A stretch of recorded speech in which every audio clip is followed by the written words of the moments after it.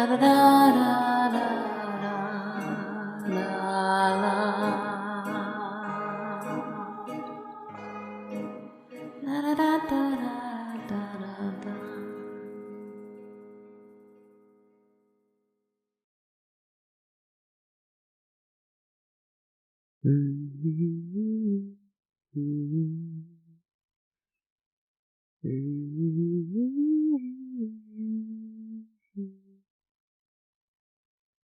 We're journeying. We're on a little trip. We're traveling through the floating rubble of the void castle. We're moving through shattered remnants of a violent space event that shook everything to its foundation, and now it's just little bits of things. Little bits of every little one of my little lives. Not gone, but just sort of jumbled about space. I imagine your lives are here too. It's just that it all kind of looks the same from this place, I think. Not that I know what any of it is supposed to look like, really. I don't think. I don't know. Yet there is a little squirrel in a treetop eating something across from me on the balcony. Yeah, I'm still there now, too.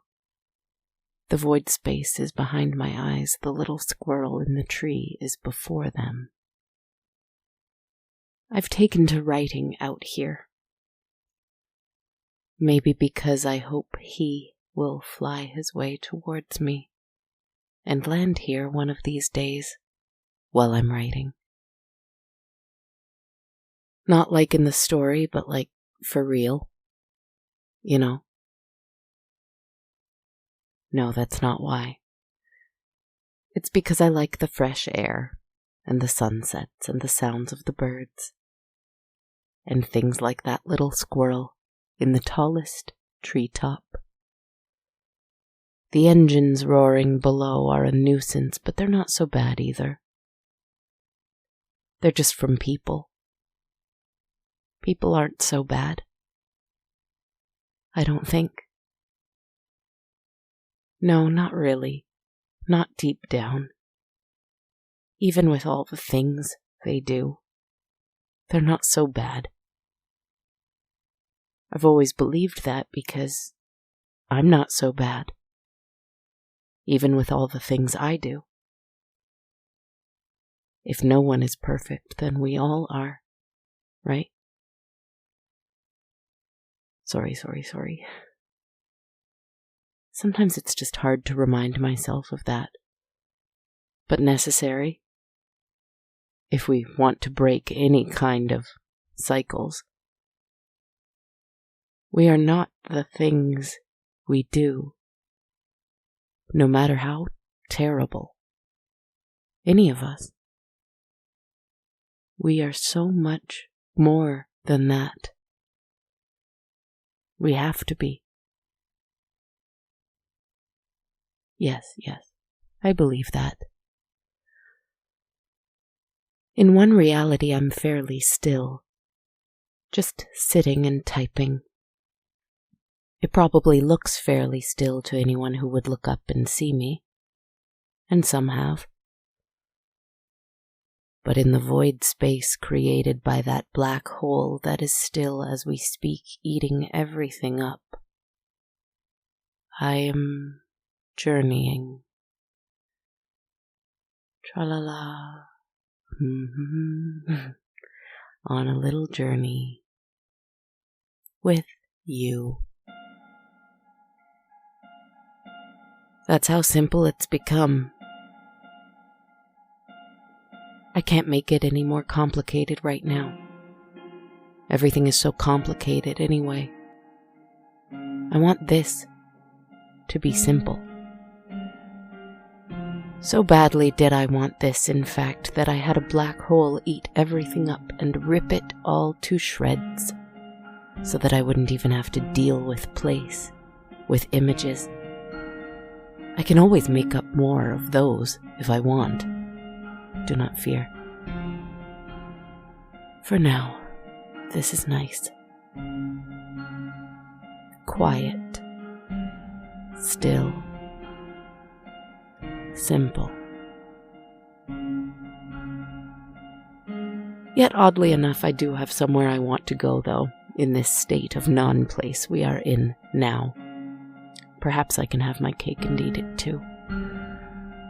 I think in one life, or many, or thousands, or even this one, I've been there before. But it's time to go again. To that cemetery that used to lie to the west of the castle. Now, I don't know where it is, but as we travel, stepping lightly, our feet gently stepping across floating things like bricks, or books, or marble busts, or pillows, light as feathers with whatever gravity is doing here. I know we will reach our destination. See? Already there is a gate, just wobbling about, drifting towards us against the black velvet of the... Is it still sky, even? Stupid, it's so stupid to give it a name, even one as vast as sky, because what it is absence.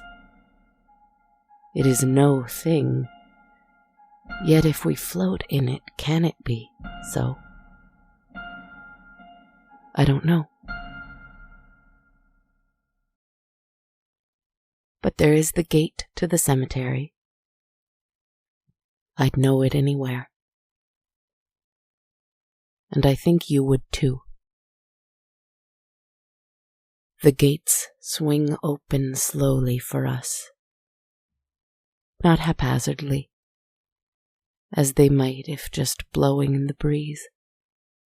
But there is no breeze here, and the two doors swing away from each other with such synchronicity and slowness that it's as though invisible hands were pulling them open, inviting us in. A little fraction of a computer screen floats by my vision first. Just a little note I forgot to erase from when I was brainstorming what to write this week. The words read the following. I journey to the cemetery to the west of the castle, or what was once the castle, and graves float in the black hole void. When graves do that, it's a funny thing.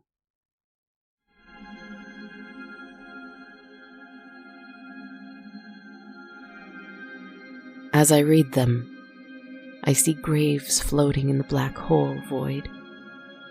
Headstones, plaques, statues. Sometimes flowers, some rotten, some freshly fallen from a tree that has just blossomed the one time it will this year.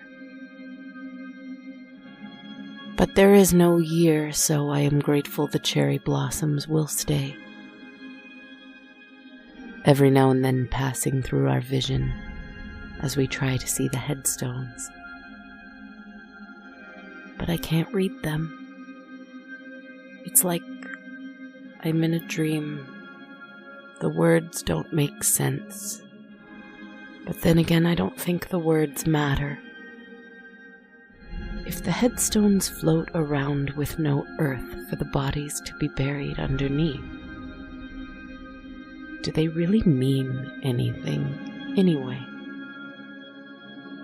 They are just the remnants of a life that came and went. They are not the life that came and went. They are just a gentle whisper of a reminder saying this life happened. And sometimes there are a few words that speak to that life. But most often, The words say something to the effect of, "Goodbye. We miss you. Rest well without us. We will remember you, beloved." The absence felt in the wake of that life's end is what remains. That very no thing I was speaking of. No thing, no thing, mourners balefully cry to the winds as a thing they loved has passed. But it was not the body in the earth. It was not the headstone those words were written on. It was something they couldn't see that they loved about that person. Something behind the eyes and not before them.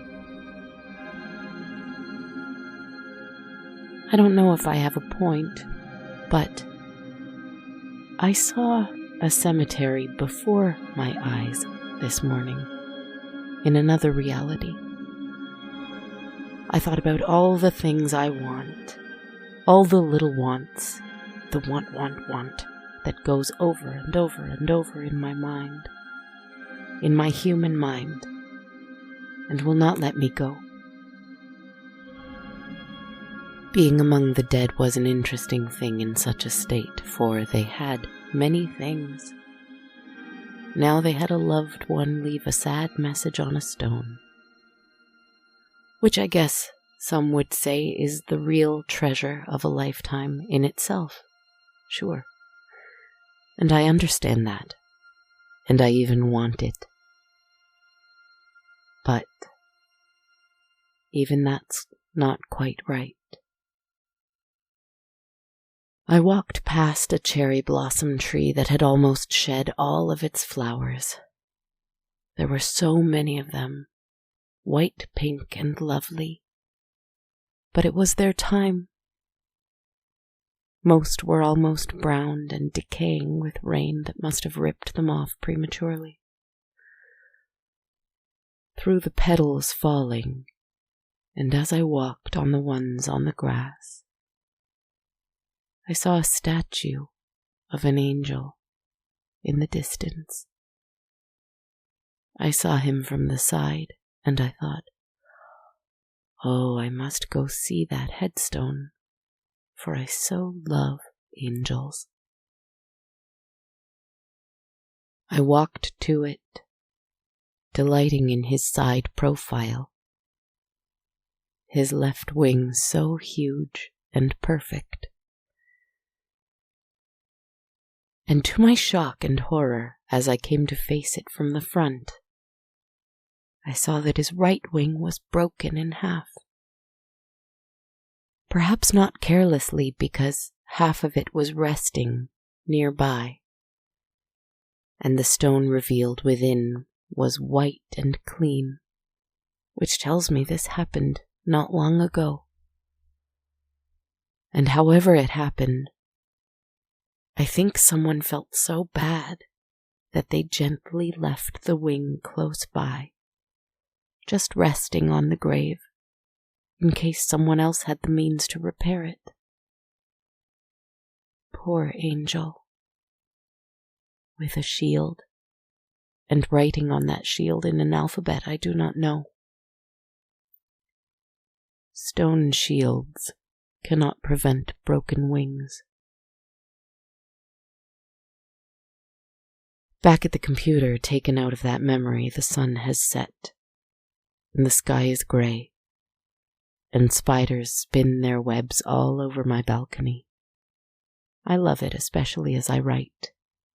I like to be surrounded by other creative things. I suddenly think to he who sometimes lands here in my imagination, with his two huge black wings, crouching like a bird of prey but smiling like a friend. How would he come back to me if he had a broken wing? If he did, of course. I don't think he does. I don't know.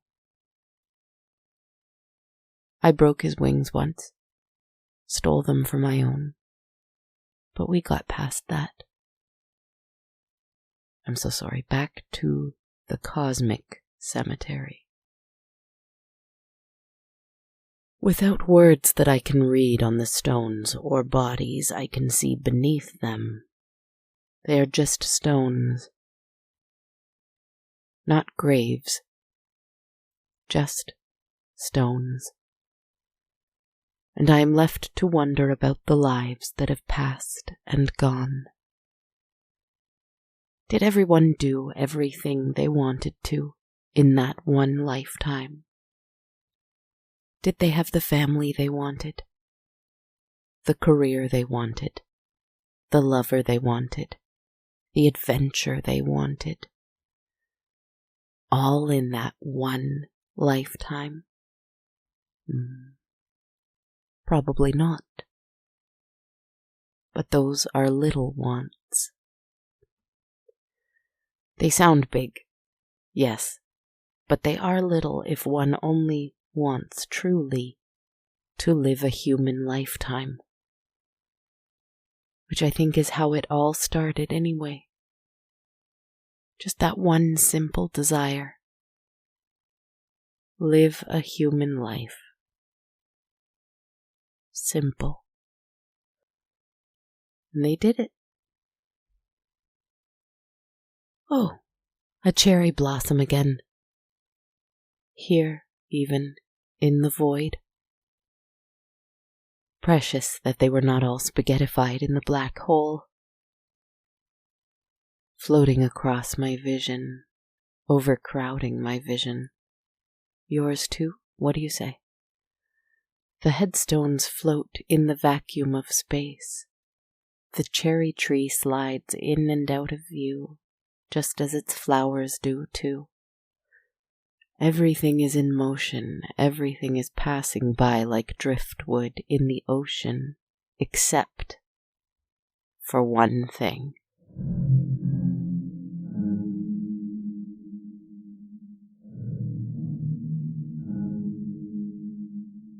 I can see it past the cherry blossoms. I can see it behind all these other graves. I can see it, unmoving, fixed. The one fixed point in all of this space. An angel with a broken wing. Stone. The statue from before. From the other world. From that cemetery. I try to gently push the cherry blossoms from my view again, away from my vision. They are blocking my view, and I'm afraid that I'll lose sight of that angel, and I do lose sight of it. But when the flowers pass by eventually, as they all do, an angel is still there, but he is not stone. Fixed point in the void, standing on the balcony, turned to stone in my memory. What do I do? The North Star doesn't go away either. It stays right where it is so that travelers can find their way, even if they lose track of everything else, even if they lose sight of any goal, even if their wants, their beliefs, their love changes, whatever else may be. The North Star is there to guide them. And it just shines up there. Nothing else. Simple.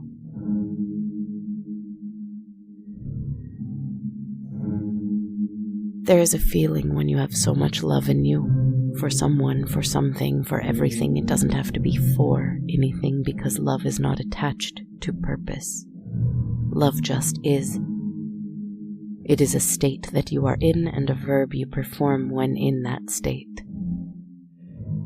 When you have much of that love in you, your heart feels like it will just jump out of your chest and into another person.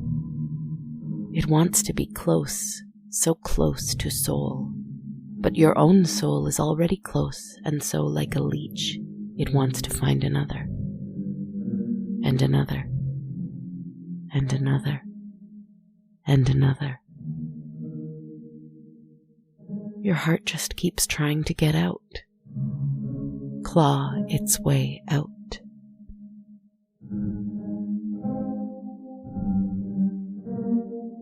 No. He is out of my vision again. He is gone. I got distracted.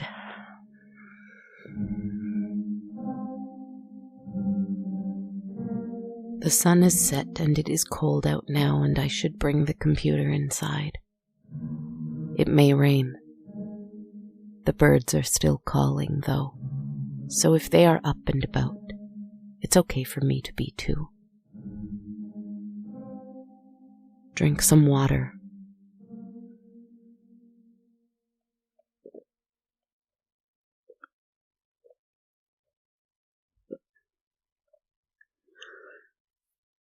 Take some deep breaths.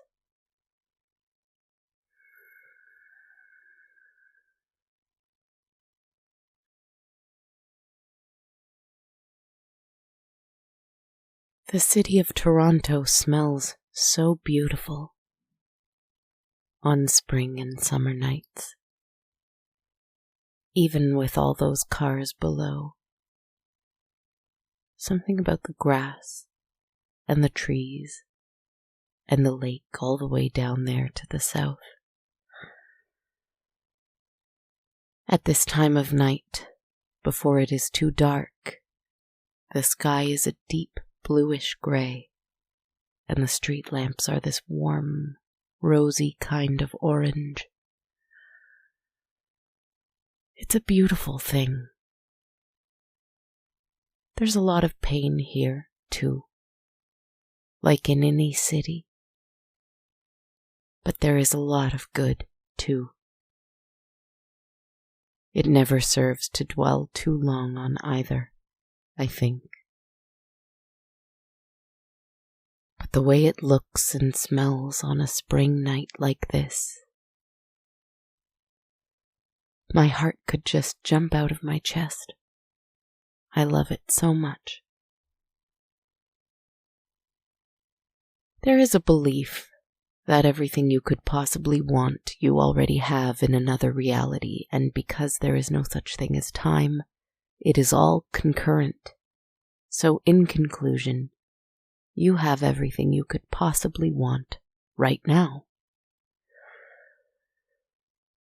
I don't know. I don't know about that. But this moment,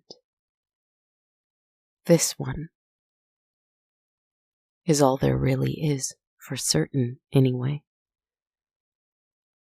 And if I am quiet and calm and I breathe,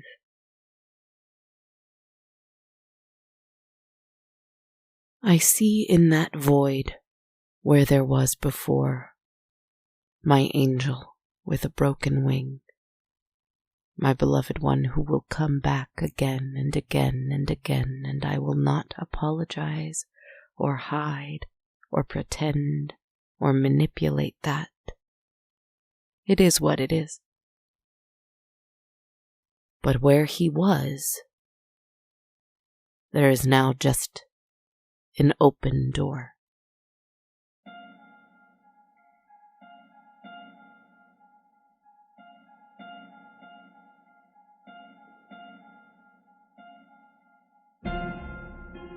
I have been seeing it all month.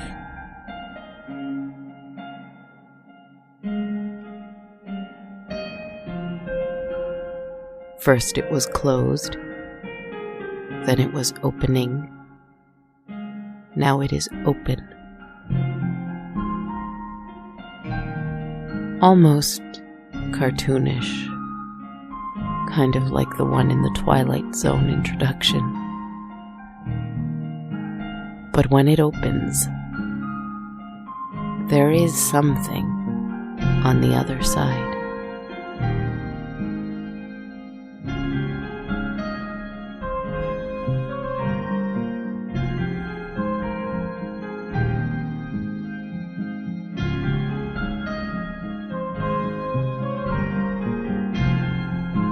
Not just space, but I can't quite see what it is.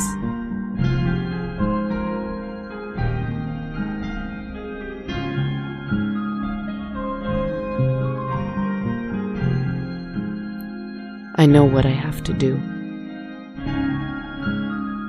It is not enough to imagine open doors. At some point, one must go through them. If I am quiet, and I am calm, and I breathe, I close my eyes. I feel Toronto's wind on my face, before my eyes, and behind my eyes, I walk through my beloved door. My fingers are on the keys, writing as I breathe, as I trust that I am through now, that I am there.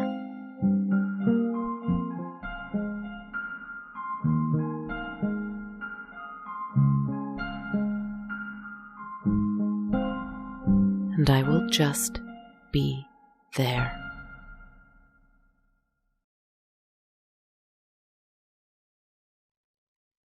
And when I open my eyes,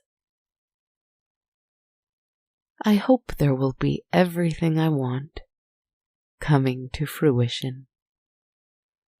I know there will not be, of course there will not be. But we hope that's what magic and meditation and intention and connection will do. Don't we?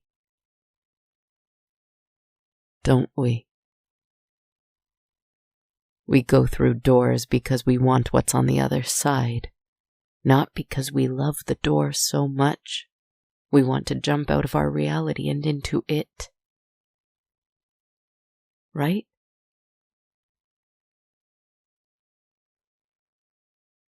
Though you know, I open my eyes, and I can't help but feel, even just for a bit,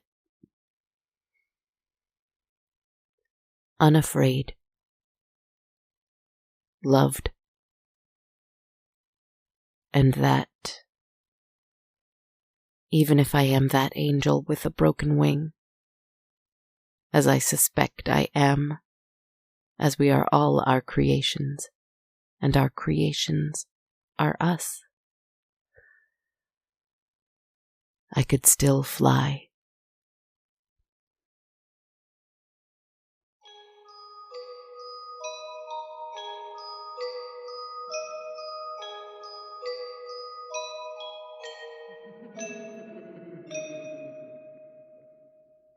La la la la la la.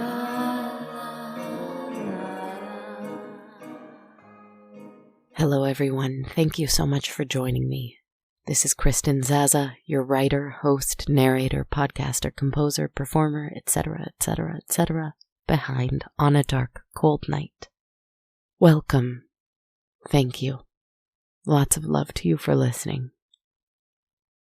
We have a new moon coming up, probably the day after this is released if all goes well. I guess I want to keep it simple and ask you what you need.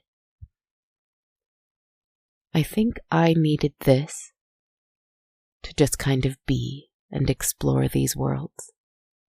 check in with them, before and behind my eyes. I hope you didn't mind joining me in that.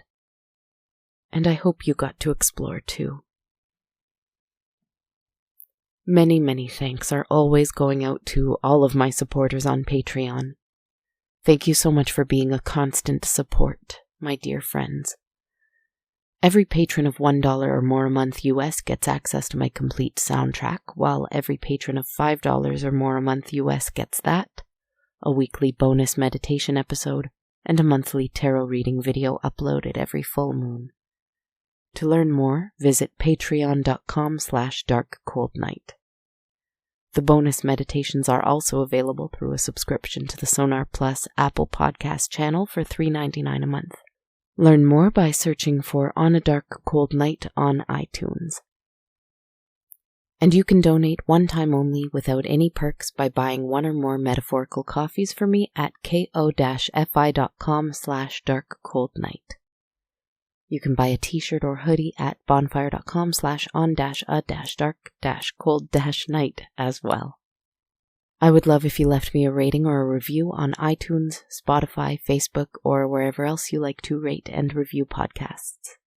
And it would also be wonderful if you checked out my albums, Favorite Little Songs from On a Dark Cold Night, Volumes 1 and 2 on Spotify or other music streamers of your choice. You can follow me on social media on Instagram at Dark Cold Night Podcast, Facebook and YouTube under pages On a Dark Cold Night, on Blue Sky and TikTok at Kristen Zaza, and on Twitter at A Dark Cold Night. Thank you so much for listening, my friends. No matter how dark things get, or how difficult things seem, please remember to balance it with the good that you can find.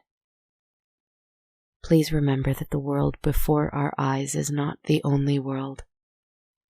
And please remember that we are all here together in this moment. And in this moment, we can find that unity and clarity. Or at least that's what I believe, very truly. Lots of love to you, my friends, and sweet dreams.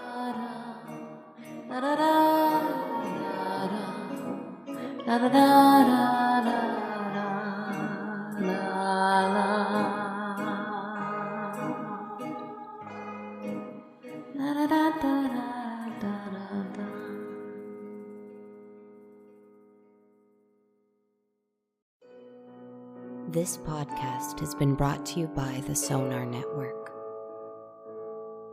Sonar.